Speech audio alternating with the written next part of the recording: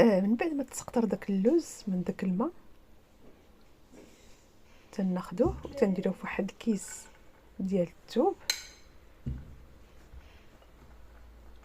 بهذه الطريقه هذه. صافي، من بعد تنربطوا داك الخنيشه ديال الثوب او الكيس ديال الثوب. صافي، ونبقاو نحكو داك اللوز غير بطريقه خفيفه باش ما يتهرش او باش ما يتكسرش.